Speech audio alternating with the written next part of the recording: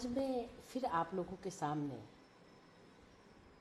जनगण सिंह श्याम के बारे में एक लेख लेकर आई हूँ। पिछले सप्ताह मैंने जनगण सिंह श्याम के बारे में ही अखिलेश का एक लेख पढ़ा था। वो उनके कला के बारे में, उनके जो पेंटिंग्स हैं उनके बारे में, सबके बारे में बताता था। आज यह लेख पुनः अखिलेश का ही लेख है। यह लेख भी अखिलेश का ही है और मैं इसे इसीलिए आप लोगों के सामने लेकर आई हूँ कि इसमें उस संस्कृति का वर्णन है, उस जगह का वर्णन है जहाँ से जनगण सिंह श्याम निकले थे। वो जिस आदिवासी संस्कृति से निकले थे, जिस समुदाय से निकले थे, उसकी भी अपनी कुछ विशेषता रही होंगी। उनकी कला उससे कैसे निःसृत हुई, कैसे फूटी वो कला उनसे वहाँ से, और फूट करके वो कला कैसे विकसित हुई और कैसे वही कला अंततः उनकी मृत्यु का भी कारण बनी। इस लेख का शीर्षक है परधान की मौतें। मैंने उस पर जिक्र किया था कि वो परधान थे, यानी कि पुरोहित थे गोंडों के, और उनका काम था गायन। और वो गायन और पेंटिंग कैसे एक साथ जुड़ी हुई कलाएं थी उनके जीवन में, और किस तरह से धीरे धीरे वे इन कलाओं का जो बाजारीकरण हुआ, वो कैसे उसके शिकार हुए, यह लेख वही बताता है।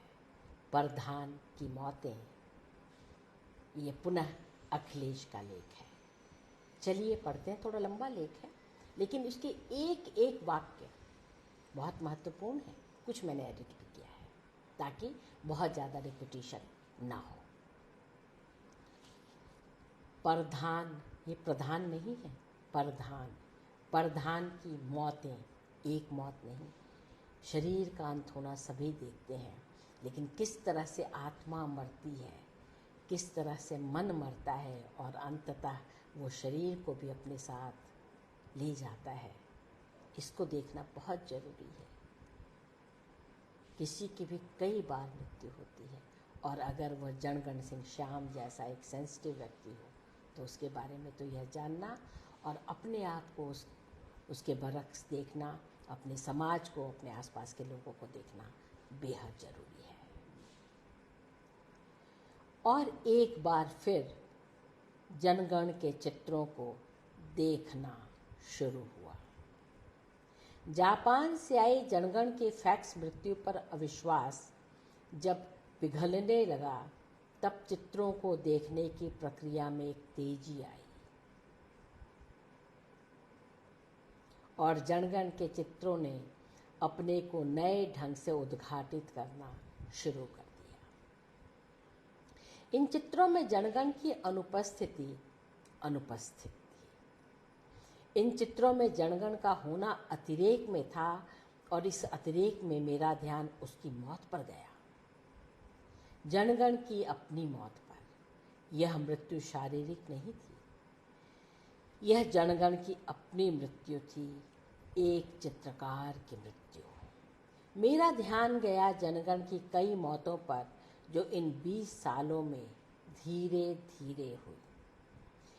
इस दूसरी या तीसरी या अनेक मृत्यु का खुलासा फैक्ट्स द्वारा नहीं हुआ, बल्कि जनगण के चित्रों से हुआ। गौर से सुनिए एक एक शब्द। इस दूसरी या तीसरी या अनेक मृत्यु का खुलासा फैक्ट्स के द्वारा नहीं हुआ, बल्कि जनगण के चित्रों द्वारा हुआ। इस दौरान जनगण के कई चित्र देखे, उनके छाया चित्र खिंचवाए, चित्रों की एक छोटी सी प्रदर्शनी लगाई, और हर वक्त यह एहसास बना रहा कि जनगण अब नहीं है। अक्सर परिचितों की मृत्यु के बाद भी उनके वहीं होने का आभास बना रहता है। जनगण के मसले में यह बिल्कुल नहीं हुआ। जनगण अब नहीं है का भरोसा पक्का था, सिर्फ एक फैक्स पढ़कर। मेरा ध्यान उसके शुरुआती चित्रों की तरफ गया।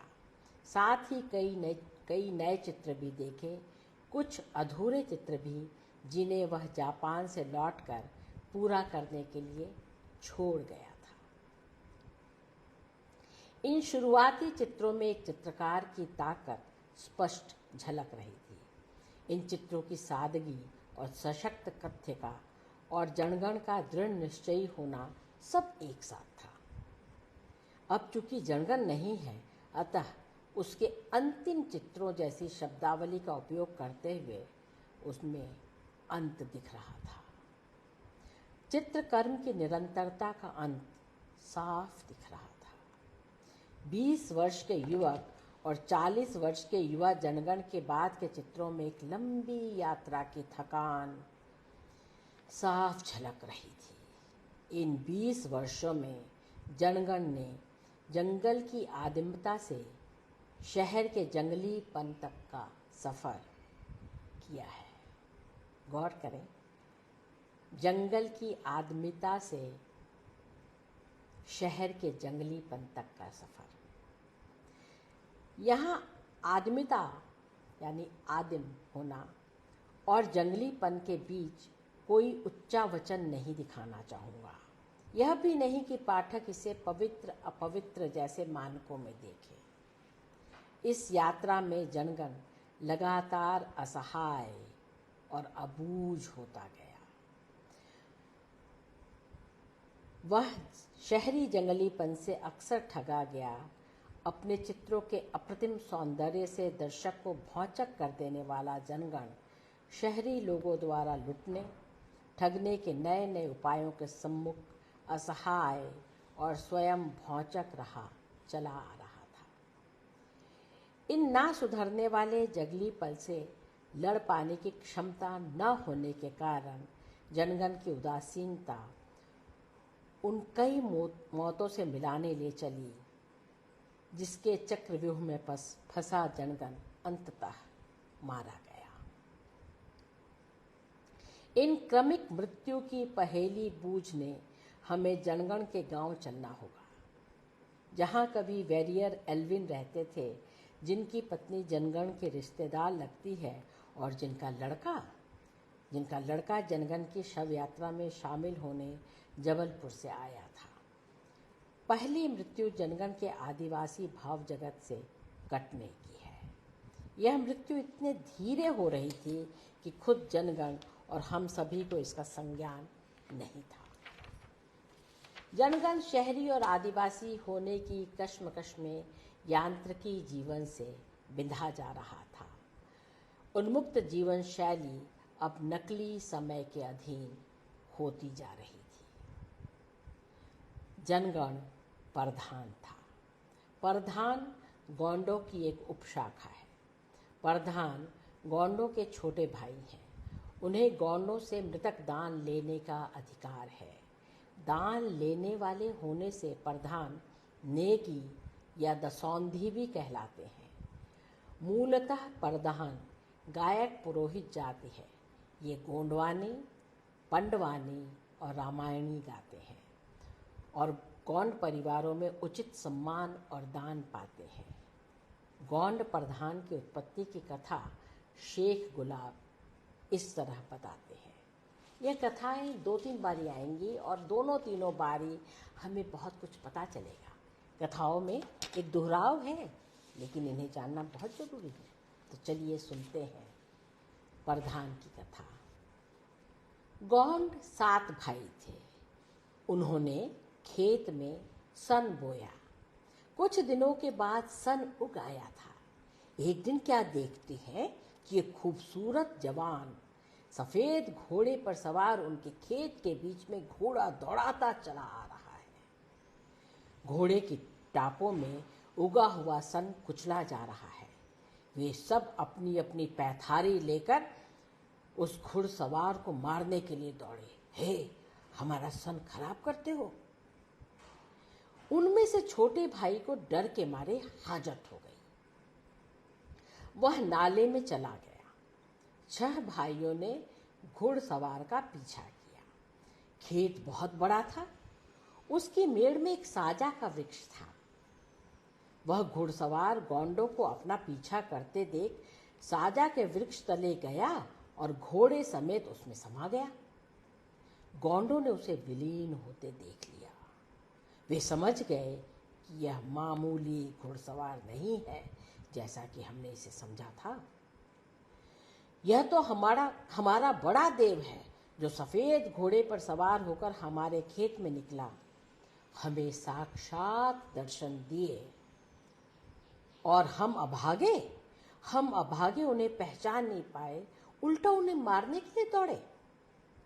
अब वह हमसे रूठ गया है, साजा झाड़ में विलीन हो गया, उसे कैसे मनाएं? सबने सलाह की। उन्होंने साजा वृक्ष के नीचे मिट्टी का चबूतरा बनाया, रार का होम दिया, सफेद मुर्गे की बलि दी, शराब का तर्पण किया, हाथ जोड़कर विनती की, खूब गिड़गिड़ाए, अपने किए की क्षमा मांगी, फिर से दर्शन देने की याचना की, परंतु बड़ा देव रुष्ट हो गया था। वह साजा वृक्ष के बाहर आया ही नहीं। छहों भाई हैरान थे कि क्या करें। इसी समय छोटा भाई नाले की ओर से वहां आया। उसने सारा हाल जाना। उसने भाइयों को धीरज बंधाया और बोला, मैं एक उपाय करता हूं, शायद बड़ा देव प्रसन्न हो जाए। पास के जंगल से वह खिरसारी वृक्ष की एक डाल काट लाया, उसकी लकड़ी से एक तार का बाजा बनाया और उसे बजाकर गाने लगा। बाजे के सुर जंगल में गूंजने लगे। गीत में बड़े देव का यश वर्णन करने लगा। गीत सुनकर बड़ा देव प्रसन्न हुआ और साजा वृक्ष के तने से प्रकट हुआ। उसने छोटे भाई के सिर पर हाथ रखकर आशीर्वाद दिया, तुम जब भी बाजा बजाकर मेरा गीत गाओगे, मैं प्रकट हो जाऊंगा। तुम्हारा यह बाजा बाना नाम से पुकारा जाएगा। बड़े देव ने सबकी पूजा स्वीकार की और उसी साजा वृक्ष में विलीन हो गया। तभी से साजा वृक्ष गोंडों का पूजनीय वृक्ष है। 6 भाइयों ने अपने छोटे भाई की प्रशंसा की और कहा, भाई, आज से तुम घर का कोई काम नहीं करोगे, तुम बाना बजाकर बड़े देव का यशगान करोगे। हम तुम्हारा हिस्सा बराबर दिया करेंगे। हमारी कमाई में से तुम्हारा आधा भाग रहेगा। हमारे मरने के बाद हमारी संपत्ति पर तुम्हारा आधा हक रहेगा। हमारी संतान भी इसी नियम का सदैव पालन करेगी। तब से छोटा भाई गीत गाने लगा और उसे गोंड भाइयों से दान के रूप में आधा हक मिलने लगा। जनगण प्रधान था, संगीतकार था। पाटनगढ़ की गांव गलियों में बांसुरी बजाता गाता अपना बचपन गुजार रहा था। इन्हीं गानों में वर्णित देवी देवताओं को अपनी कूंची से यहाँ वहाँ उकेरता रहता था। जनगण के लिए संगीत और चित्रकला में कोई भेद नहीं था। जनगण के लिए संगीत और चित्रकला में कोई भेद नहीं था। उसके लिए चित्र बनाना भी गाना बजाना ही था। वह अपने को आदिवासी की तरह शायद ही देखता होगा। यह दरार उसे भोपाल आने के बाद ही दिखाई दी होगी। वह आदिवासी है और शेष शहरी। भारत भवन आ जाने के बाद अपनी पहली जापान यात्रा जनगण ने प्रधान आदिवासी के रूप में नहीं की। वह एक चित्रकार की तरह वहां गया, उस चित्रकार की तरह जो संगीतकार नहीं है। वह उसके संगीतकार की मौत थी। फिर भी वह पूरा नहीं मरा, संगीत जीवित था उसमें। और यही छोटा प्रधान भाई जनगण सायतामा शहर के बाजार में वाद्यों की एक दुकान से हारमोनिका जिद करके खरीदता है। जापान की पहली यात्रा और अपने जीवन का पहला और संभवतः अंतिम वाद्य जनगण ने जापान में खरीदा। इस संगीतकार प्रधान परिवार में जनगण के पहले कोई चित्रकार नहीं था और अब उसके बाद कोई संगीतकार नहीं है। जनगण हारमोनिका अपने मरते जा रहे संगीतकार प्रधान के लिए खरीदता है। बाद के दिनों में वो रोज हम लोगों को हारमोनिका पर कुछ गाते बजाते ही मिला। शायद जनगण अपने चित्रकार होने को खोना चाहता था, किंतु वह एक ऐसी चित्रकारी की परंपरा शुरू कर चुका था जिसमें संगीत के लिए कोई जगह नहीं बची। अनेक प्रधान अब सिर्फ चित्र बनाना जानते हैं। जनगण के गांव पाटनगढ़ और शहर भोपाल में जनगण के परिवार के लोग और उसके संबंधियों में लगभग सभी चित्र बनाते हैं। जनगण का चित्र बनाने का ढंग अब एक शैली हो गया जिसे मैं जनगण कलम कहना चाहूँगा। जनगण कलम में कई चित्रकार काम कर रहे हैं। भज्जू श्याम, राम सिंह उर्वेती, नर्मदा प्रसाद, आनंद सिंह श्याम, दिलीप, कलाबाई, सुभाष, दुर्गाबाई, वेंकट श्याम, राजू श्याम, रमेश टेकाम, शंभू श्याम, खुश राम प्रसाद आदि अनेक युवा चित्रकार इस कलम के विद्यार्थी हैं। जनगण की वैयक्तिकता अब सामुदायिक कर्म बन गया है। स्वामीनाथन इसे प्रश्नांकित करते हैं। जनगण की आदिवासी प्रतिभा उपलब्ध रंगों की बहुतायत को सहज ही बरतती है। यह कहा जा सकता है कि जो जनगण कर रहा है वो सामान्यतः प्रधानों और गौंड द्वारा नहीं किया जाता है और यह कि वह एक अपवाद है। वह प्रधान गौंड के देवी देवताओं को चाक्षुष अवकाश दे रहा था जो शायद पारंपरिक विधान सम्मत न हो। उसका प्रस्तुतिकरण सामुदायिक चित्र में उपलब्ध प्रतिमा के रूप का दोहराव नहीं था। क्या वास्तव में जनगण अब प्रधान बचा? उसका गाना बजाना लगभग बंद हो चुका था। उसके चित्रों का संबंध भी गौंड देवी देवताओं के चित्रण से दूर जा चुका था। अब वे सिर्फ जनगण की प्रतिभा के विस्तार की तरह देखे जा रहे थे। उससे मिलने वाले अनेक लोग जानते भी नहीं थे कि जनगण मूलतः संगीतकार है और संभवतः जनगण को भी अपना प्रधान होना महत्वपूर्ण नहीं लगता था। वह प्रधान के रूप में मर रहा था और एक अनजान शहर के वातावरण में आदिवासी के रूप में उभर रहा था। यह आदिवासी भी कुछ समय बाद मरना शुरू करेगा, यह हम आगे देखेंगे। जनगण के चित्रों को देखते वक्त हॉलैंड के प्रसिद्ध चित्रकार वैन गॉग की याद आती है। इन दोनों चित्रकारों में अनेक समानताएं हैं। दोनों ही चित्रकार रूढ़ियों को तोड़ रहे थे। दोनों चित्रकारों ने चटख रंगों का उपयोग बहुतायत से किया है। समान रूप से अंतर्मुखी थे दोनों विषाद के शिकार रहे। दोनों चित्रकारों ने प्रचलित विषयों के चित्रण को स्वीकार नहीं किया। दोनों ही का रचना संसार लगभग 20 वर्षों में फैला हुआ है और दोनों ही ने यह लीला अपने हाथों समाप्त की। जनगण के चित्र वास्तव में सामुदायिक अभिव्यक्ति नहीं थे। यह एक चित्रकार की अभिव्यक्ति थी जो सामुदायिक चेतना को छूती थी। एक चित्रकार की तरह उसका नाता गौंड प्रधान द्वारा गाए जाने वाले गीतों में वर्णित देवी देवताओं भर से नहीं था, बल्कि एक गहरा संबंध पशु पक्षी पेड़ पौधों जीव जंतुओं से भी रहा।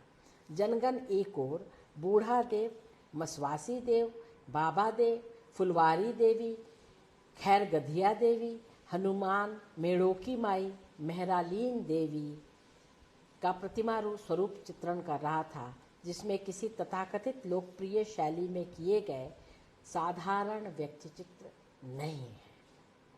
ये रूपाकार पहली बार इस धरती पर जनगण द्वारा रचे रखे जा रहे थे। इससे पहले इन देवी देवताओं का वास सिर्फ गानों में था जो प्रधान गाता था। इन चित्रों की कोई परंपरा नहीं थी। वे पहली बार जनगण की कलम से अपना जीवन पा रहे थे। गौंड या प्रधानों में इस तरह के चित्रों की या दूसरी तरह के चित्रों की कोई पारंपरिक समझ मौजूद नहीं थी। जनगण अनजाने ही एक परंपरा की शुरुआत कर रहा था।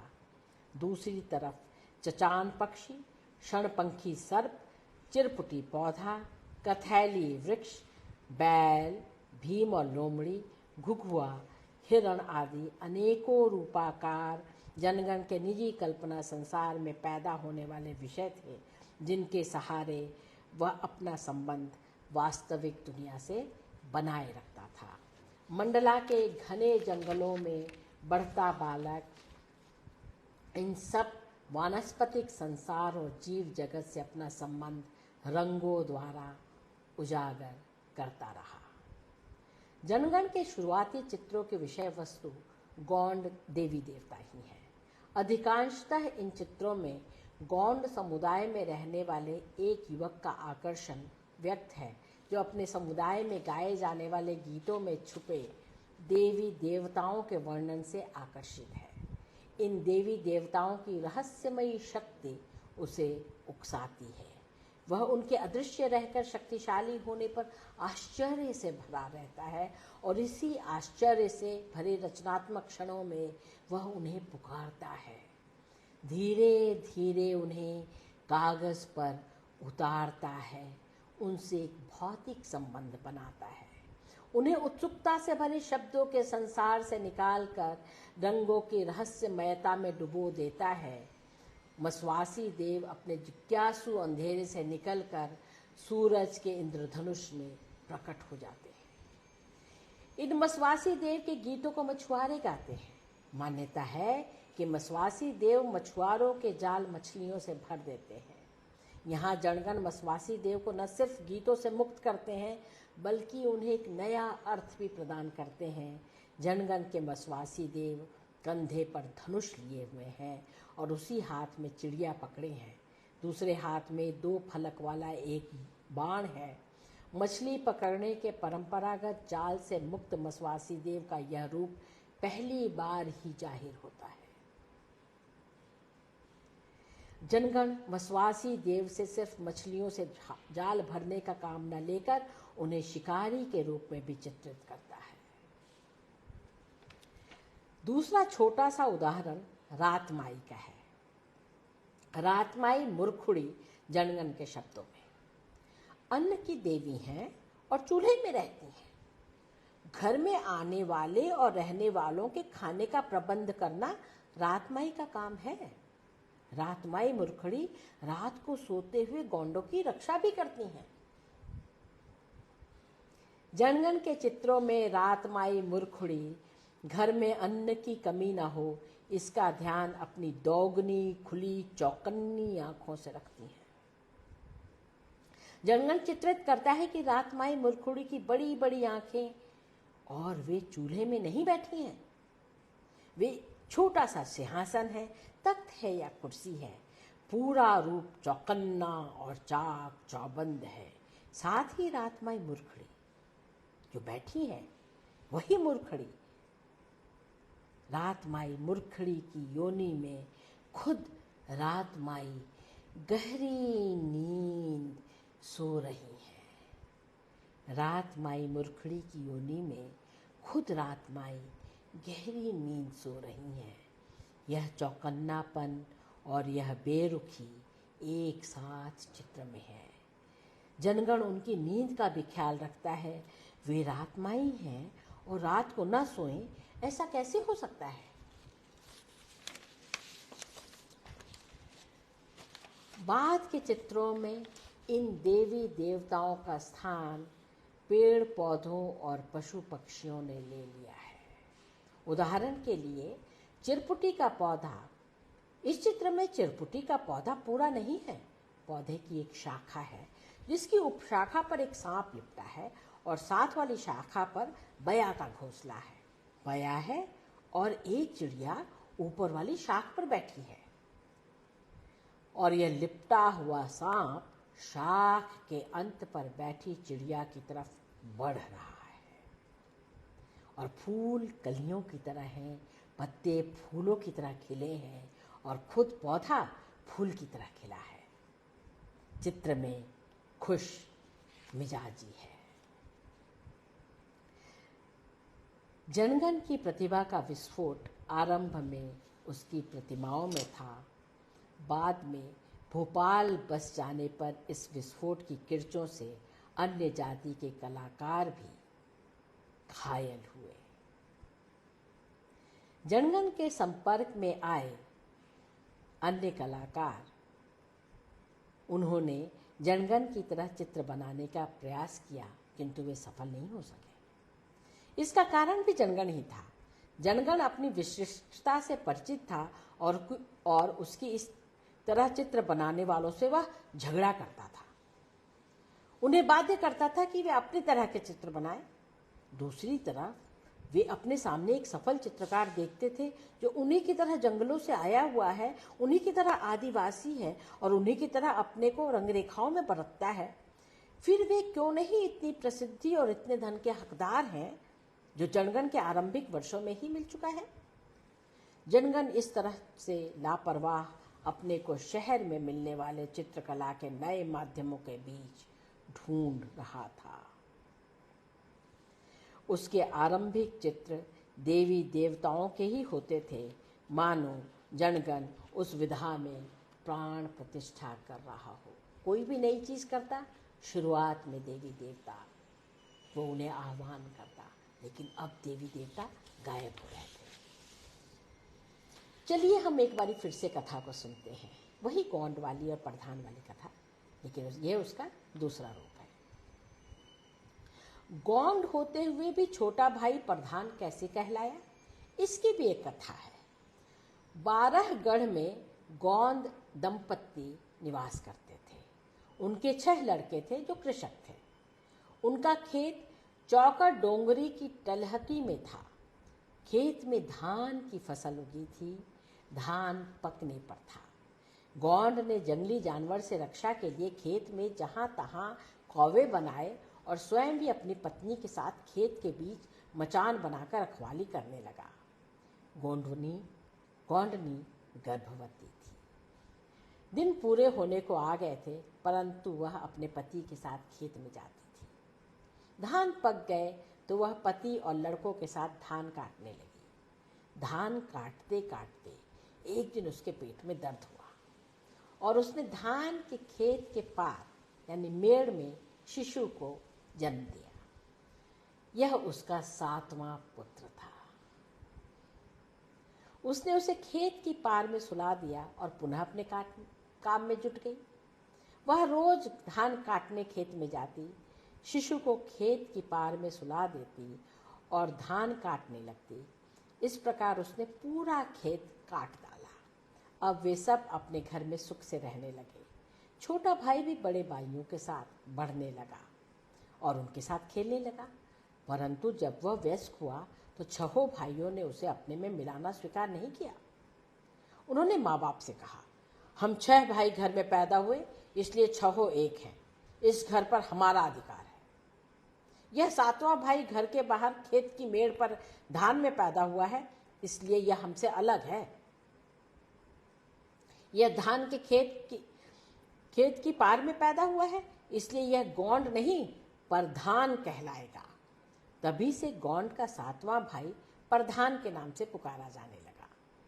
तब से गोंड भाइयों ने उसके हाथ का खाना पीना बंद कर दिया। इसे घर के बाहर खाना दिया जाने लगा। छोटा भाई गायक था। उसने एक तार का वाद्य बाना बनाया था। उसके स्वर में वह दिन रात गीत गाया करता था। गीत संगीत को सुनकर पशु पक्षी भी मोहित हो जाते थे। एक दिन गोंडों ने बड़े देव की पूजा रची। पूजा की बहुत सी सामग्री भेंट की, लेकिन बड़ा देव प्रसन्न नहीं हुआ। उसने पूजा की सामग्री ग्रहण नहीं की। उसी समय प्रधान बाजा बजाता वहां आया और गीत गाने लगा। उसके बाजे और गीत से बड़ा देव प्रसन्न हो गया। उसने पूजा की सामग्री ग्रहण कर ली और साजा वृक्ष के भीतर से बोला, सुनो, यह प्रधान तुम्हारा छोटा भाई है। तुम्हारी कमाई में इसका आधा हक है। हक है। जब तक तुम इसका हक अदा नहीं करोगे, मैं तुम्हें अपने में नहीं मिलाऊंगा। तभी से गौंड प्रधान भाई को अपनी कमाई में से दान के रूप में उसका आधा हक देते हैं।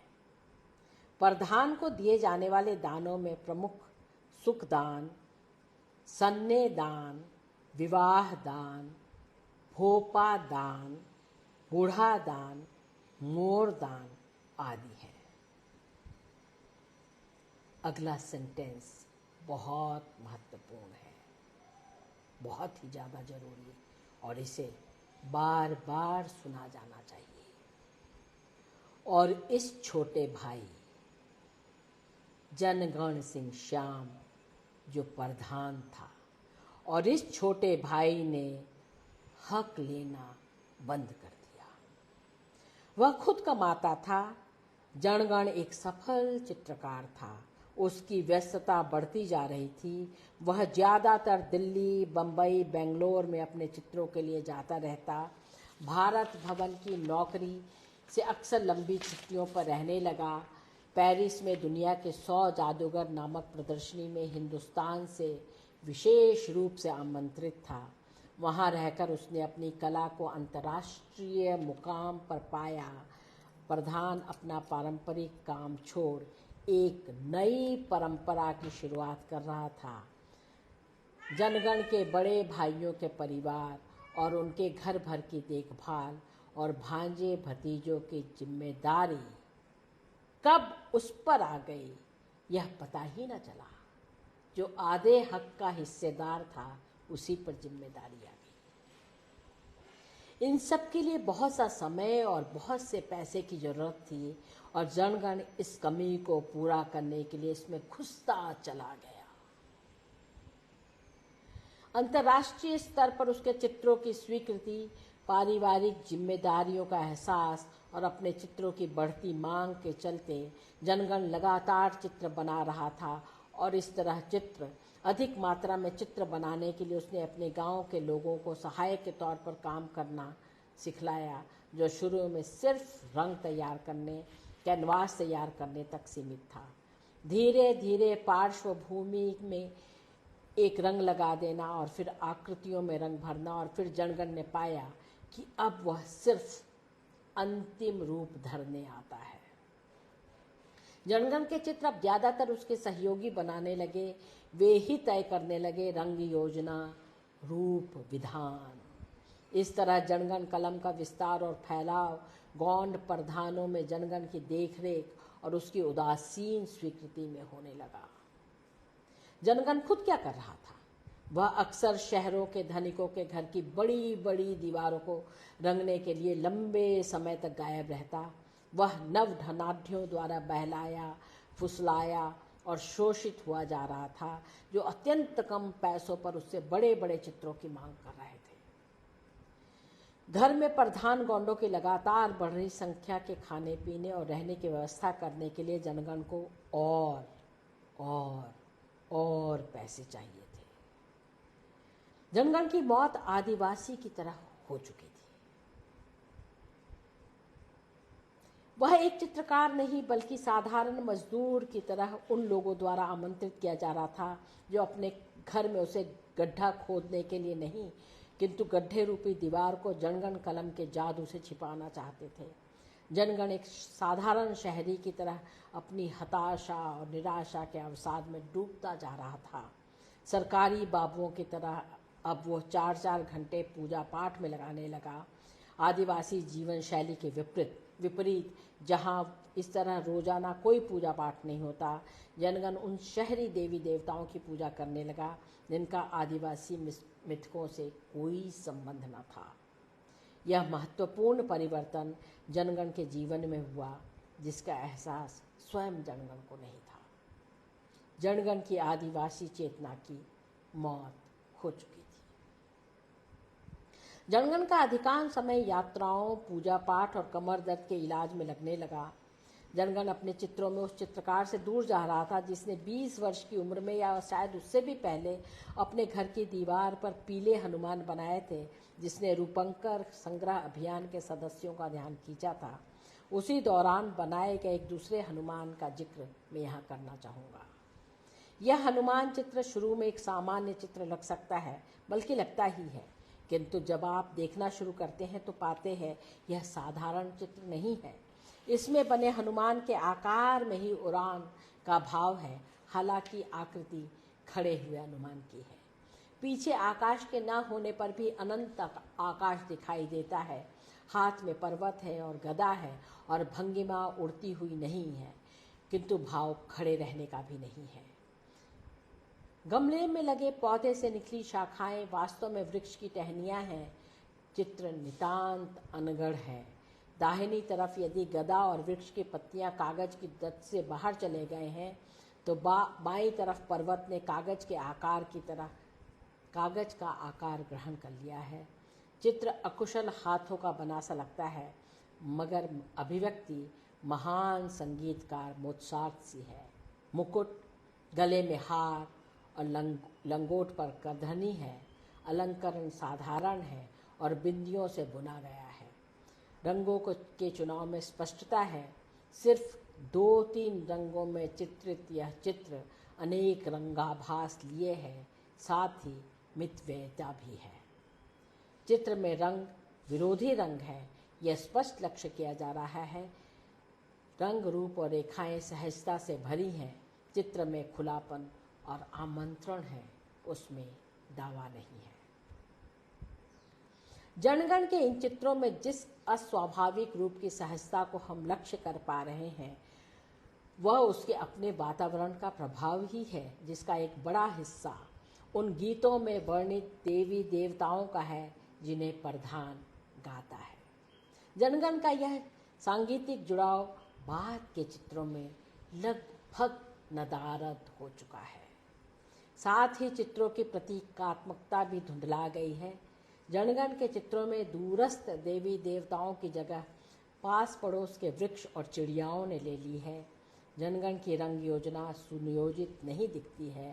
रंगों का असमान उपयोग, विरोधी रंगों का प्रयोग और अकल्पनीय रूप से एक रंग पर दूसरे विरोधी रंग को चढ़ाना जनगण के लिए जितना सहज था, उतना ही सहज उसका एक विषय से दूसरे विषय पर जाना, या कि एक माध्यम से दूसरे में खुद को बरतना।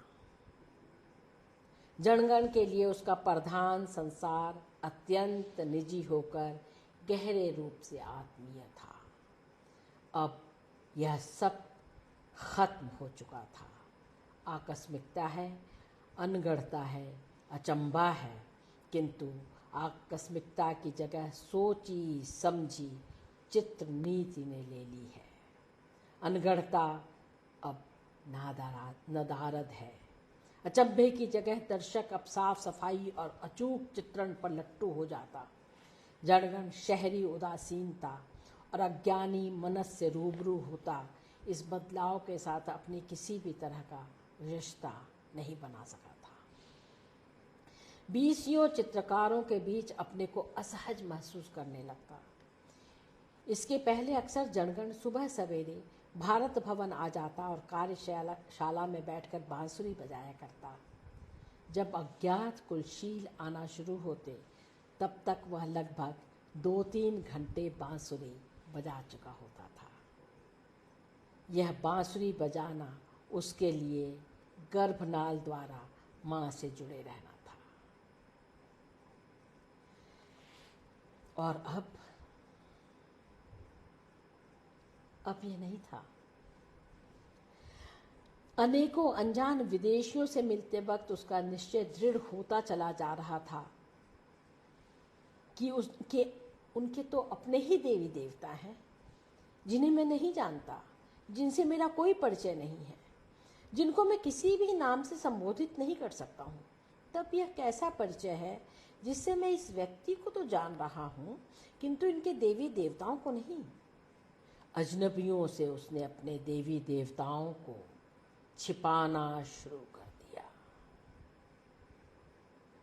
अजनबियों से उसने अपने देवी देवताओं को छिपाना शुरू कर दिया।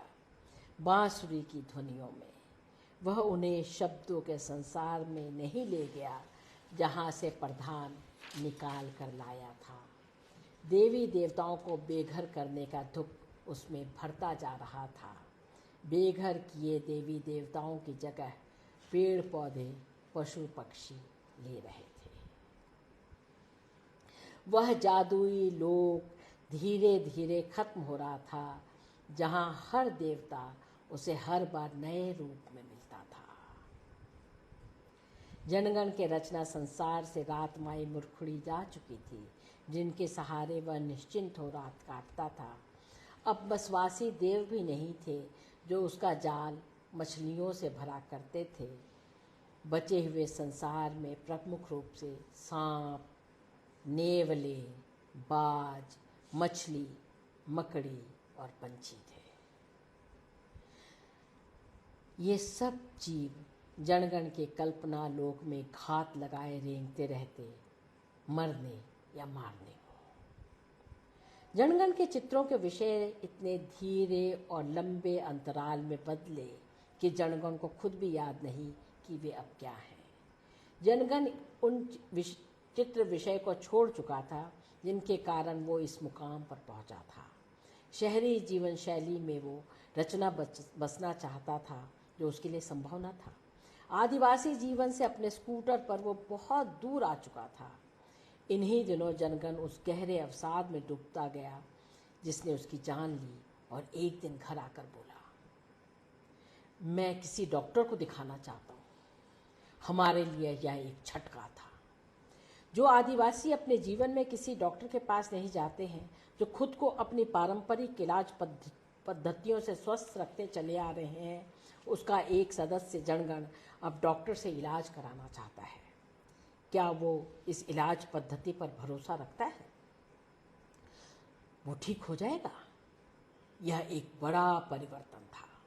जनगण का आदिवासी मनस डगमगा चुका था।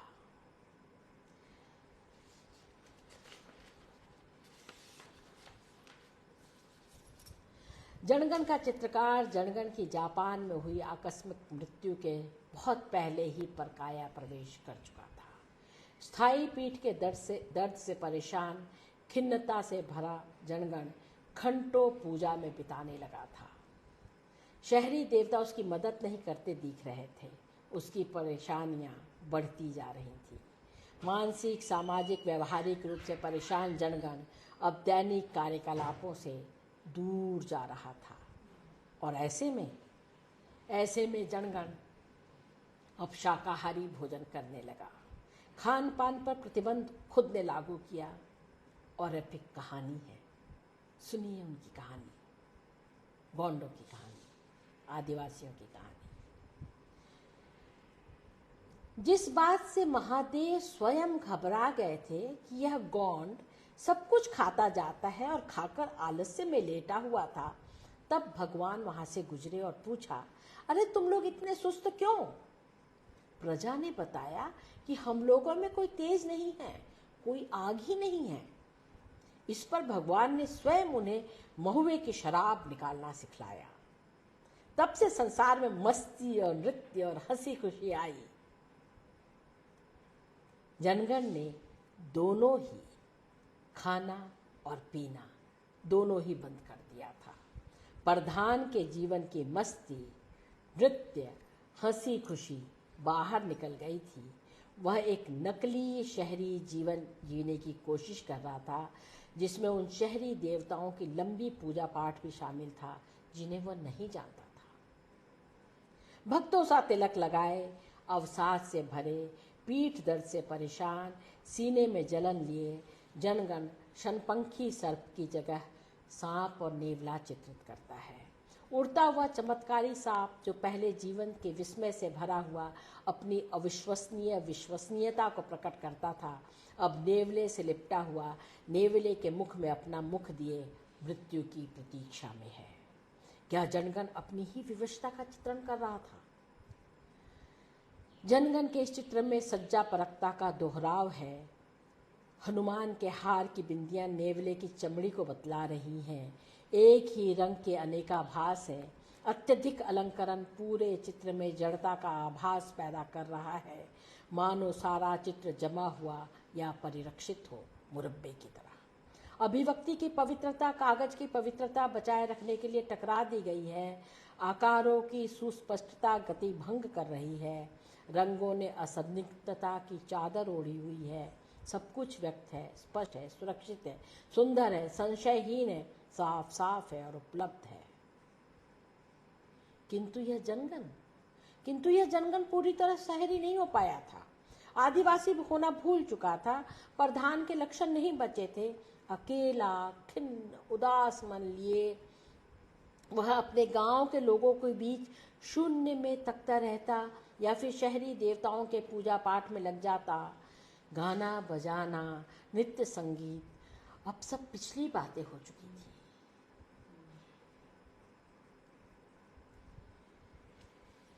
जनगण का व्यवहार प्रधान की तरह नहीं रह गया। इस दौरान बने चित्रों में ज्यादातर चित्र सहयोगियों द्वारा बनाए गए हैं, जिनमें जनगण अब सिर्फ अलंकरण करता है। इन चित्रों के विषय भी सीमित हैं और आदिवासी चेतना से बाहर है। वे ठीक से शहरी भी नहीं। इन चित्रों की बनावट बुनावट में कोई खोट नजर नहीं आती। वे खुशनुमा हैं। जनगण का दुख इन चित्रों का विषय नहीं है, किंतु इनमें वो सच्चाई भी नहीं दिखाई देती जो जनगण के आरंभिक चित्रों में है। जनगण अपने परिवेश और सांस्कृतिकता से कटकर लगातार चित्र बना रहा था, जिसमें जनगण ही नदारद था। वह उन दोनों अर्थों में मर चुका था, एक आदिवासी और एक चित्रकार के रूप में। जनगण सिर्फ इंतजार कर रहा था अपनी शारीरिक मृत्यु का। यह परिवर्तन जनगण की दूसरी जापान यात्रा में के बाद दिखते हैं। इसी दौरान हम देखते हैं जनगण के घर में रह रहे अनेकों गौंड प्रधान, उनमें से कुछ ने अपना काम स्वतंत्र रूप से करना शुरू कर दिया है। हारमोनिका घर के कोने में पड़ा है। गीत गाने का समय इलाज में और बांसुरी बजाने का समय पूजा में लग रहा था। इसी ऊहापोह, इसी द्वंद्व में जनगण तीसरी बार जापान जा पहुंचा। अपनी दूसरी जापान यात्रा से गुमसुम जनगण अब कलकत्ता लौटा तो उसके परिवार के लोग उसे लेने हवाई अड्डे पर पहुंचे। वह अनमना सा उनसे मिला। कलकत्ता से भोपाल आने की लंबी यात्रा में वह चुप बैठा रेल की खिड़की से लगातार बाहर देखता रहा था। उसकी आंखें शून्य में थीं और वह बोलना भूल चुका था। प्रधान जो गीत गाता था अब बोलने से भी घबरा रहा था। कारण सिर्फ इतना था कि इन 3 महीनों में उसने कुछ बोला ही नहीं था। वह जापान में था और जापानी नहीं जानता था। वहां कोई हिंदी नहीं बोलता था। जनगण ने 3 जापान यात्राएं की। पहली 1987 में भारत महोत्सव के दौरान आदिवासी लोक कला प्रदर्शनी में आमंत्रित कलाकार की हैसियत से। इसी यात्रा में जनगण ने हारमोनिका खरीदा था, जिसे वह सुबह शाम बजाया करता था। इन दिनों जनगण का संसार उन तमाम देवी देवताओं के गीतों से भरा हुआ था। जनगण रोज देर रात तक हम लोगों को गाने गाकर सुनाता। थोड़ी साकी चढ़ जाने पर हारमोनिका बजाता रहता। उसकी उपस्थिति जिंदा धड़कती हुई थी। इस जिंदादिली और बेखौफ उपस्थिति का एहसास उन सभी को हो रहा था जिनसे वो मिलता। इस यात्रा में जनगण खुशमिजाज और जिज्ञासु था। वो अत्यंत रुचि से दूसरी संस्कृति को देखता, परखता, पूछता, समझता रहा। इस यात्रा का प्रभाव जनगण पर इतना हुआ कि उस बरस जन्मी अपनी लड़की का नाम जापानी रखा। जापान की दूसरी यात्रा एक रहस्य ही बना रहा। इस यात्रा के बारे में वह कभी कुछ नहीं कहता। जब वह लौटा उसके कई दिनों तक वह किसी से कोई बात नहीं कर उसने किसी से कोई बात नहीं की। यात्रा के बारे मैंने जब जब पूछा उसने फीकी हंसी के साथ टाल दिया। इस यात्रा में क्या हुआ जनगण ने किसी को नहीं बताया। घर वालों ने भी ध्यान दिया। आमतौर पर बातचीत करने वाला खुशमिजाज, शाम को कभी कभार नशे में झूमकर गाने वाला जनगण अक्सर गुमसुम बैठा रहता है। जरूरत की बात का भी कोई जवाब नहीं और अकेले में बैठे शून्य में ताकता यह जनगण किसी का ज्यादा ध्यान भी नहीं खींच पाया। उसने अपने आप को समेट लिया था। अब उसका ध्यान चित्र बनाने में भी नहीं था। निरपेक्ष जनगण अपने आसपास से उदासीन हो चला था। इसी दौरान उसमें पहली बार अवसाद के लक्षण उभरे, जिसका इलाज अंत तक ना हो सका। जनगण के शव के साथ उसका सामान भी लौटा। चूंकि भारत भवन की तरफ से यह सब मैं ही देख रहा था, मैंने पाया इस सामान की सूची के साथ एक सूची दवाइयों की भी है। इसमें कुल 11 दवाइयों के नाम थे जिन्हें जनगण नियमित रूप से खाता था। यह लिस्ट मैंने अपने एक चिकित्सक मित्र डॉक्टर शिवदत्त शुक्ल को दिखलाई, सिर्फ अपनी जिज्ञासा मिटाने के लिए कि जनगण एक युवा चित्रकार क्यों कर इतनी दवाइयाँ खा रहा है। इनमें से 2 साधारण बुखार, सर्दी, खांसी और बदन दर्द की दवाइयाँ थीं, शेष 9 अवसाद की, और उनमें से भी 5 अचूक गहरे अवसाद की। इन अचूक गहरे अवसाद की शुरुआत संभवतः जनगण की दूसरी यात्रा के बाद हुई, जिसका कोई विवरण जनगण ने किसी से नहीं बांटा। तीसरी यात्रा के लिए वो मानसिक रूप से तैयार नहीं था, वो नहीं जाना चाहता था। इसका टूटा फूटा हवाला उसके घर वाले देते हैं। वह अपना जाना टालता रहा था और कलकत्ते से जापान जाने वाली हवाई उड़ान किसी तरह नहीं टाल सका। मन मारकर वह गया, तन मारकर लौटा। पहली यात्रा में वाद्य खरीदा, दूसरी में बोलना भूला, तीसरी में लौटा ही नहीं। शेख गुलाब आगे लिखते हैं, गोंडों में अग्निदाह और दफनाने की प्रथा है। स्वाभाविक मौत से मरे व्यक्ति का दाह किया जाता है और प्लेग, हैजा तथा सर्पदंश आदि अकाल मृत्यु के शिकार मृतक को दफनाते हैं। बच्चों को भी दफनाया जाता है। शव को नई लंगोटी और कफन या सफ़ेद लाल साड़ी में लपेटकर सीढ़ी पर सुलाया जाता है। मृतक के सिरहाने तमाकू चौंगी के अलावा उसकी वस्तुएं रख दी जाती हैं। 4 आदमी सीढ़ी को कंधा देकर शमशान भूमि तक ले जाते हैं। बीच में एक जगह शव यात्रा को विश्राम देते हैं। विश्राम के स्थान पर एक गड्ढा खोदकर 2 पैसे रख देते हैं और उस पर बेरी की कांटों वाली झाड़ी पत्थर से दबा देते हैं। गोंडों का मत है कि मृतक की आत्मा शमशान से घर की ओर आएगी तो इसी राह से आएगी और इस स्थान पर पहुंचेगी तो कांटों में उलझ जाएगी। शमशान भूमि में लकड़ी की चिता तैयार की जाती है। उस पर स्नान कराने के बाद शव को पेट के बल लिटा दिया जाता है। मृतक का सिर उत्तर की ओर रखा जाता है। शव यात्रा में आए सभी लोग मृतक को पंच लकड़ी देते हैं। मृतक का बड़ा पुत्र, भाई या संबंधी स्नान कर गीली धोती पहने हुए मुखाग्नि देता है। कपाल क्रिया के बाद सभी लोग चिता की परिक्रमा कर जलाशय में स्नान करते हैं। स्नान कर सब लोग घर लौटते हैं।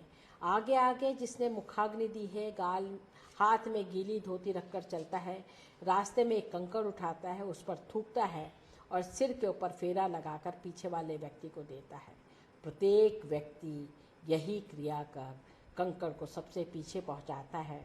पीछे वाला यही क्रिया कर पीछे फेंक देता है। इससे किसी प्रकार की भूत बाधा घर में नहीं आती, ऐसी मान्यता है। गर्भवती स्त्री के मरने पर राई बिखेरी जाती है जिससे वह चुड़ैल योनि में न आए। घर आकर शव यात्री पानी से पैर धोकर आंगन में बैठते हैं। एक व्यक्ति तेल हल्दी देता है। सभी लोग अपने अपने हाथ पैरों में लगाते हैं और अपने घर लौटते हैं। पुरुषों के आ जाने के बाद महिलाएं स्नान करने जाती हैं। मृतक की पत्नी आगे आगे चलती है, पीछे कतारबद्ध अन्य महिलाएं चलती हैं। जलाशय पर पहुंचकर घाट पर मृतक की पत्नी की चूड़ियां फोड़ी जाती हैं। सबसे पहले वही स्नान करती है, फिर अन्य स्त्रियां स्नान करती हैं। स्नान कर पुरुषों के समान प्रक्रिया दोहराकर अपने अपने घर लौटती हैं। 3 दिन मुर्दे को भोजन दिया जाता है।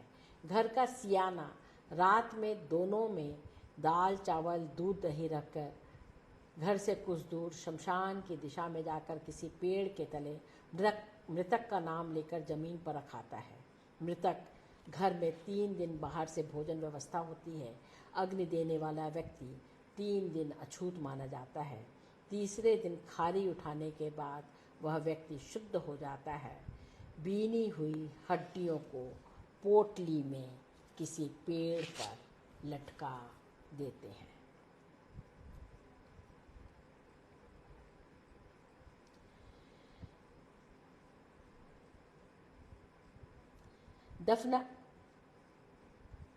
दफनाने की क्रिया में सिर दक्षिण की ओर रखा जाता है। मुर्दे को कब्र में आधा लिटाया जाता है। शरीर से कफन निकाल देते हैं। शव यात्रा में शामिल लोग 5-5 मुट्ठी मिट्टी डालते हैं। फिर कब्र को मिट्टी से पूर दिया जाता है। उस पर कांटे और पत्थर रख देते हैं। बाकी सभी क्रियाएं पूर्वानुसार ही होती हैं। जनगण अकाल मौत मरा था। जनगण ने अपनी जान खुद ली थी। वो कोई स्वाभाविक मौत नहीं थी। और फिर जनगण प्रधान भी था। इस बार जापान से जनगण नहीं लौटा। भारत भवन में उसकी मृत्यु का फैक्स आया, फिर उस मृत्यु का विवरण और फिर जनगण का शव। जनगण को प्रधान परंपरा के अनुसार दफनाया नहीं गया। जनगण की अकाल मृत्यु हुई थी जिसमें उसे दफनाया जाना था, लेकिन नहीं। जनगण का दाह संस्कार भोपाल में हुआ और फिर अस्थियां पाटनगढ़ में दफनाई गई। गोंडों के दफनाने के संस्कार में अकाल मृत्यु को प्राप्त मृतक का सिर दक्षिण में रखा जाता है। गोंडों के दफनाने के संस्कार में अकाल मृत्यु को प्राप्त मृतक का सिर दक्षिण की तरफ रखा जाता है। क्या जनगण का सिर दक्षिण की तरफ रखा गया? रखा जा सका? क्या हुआ?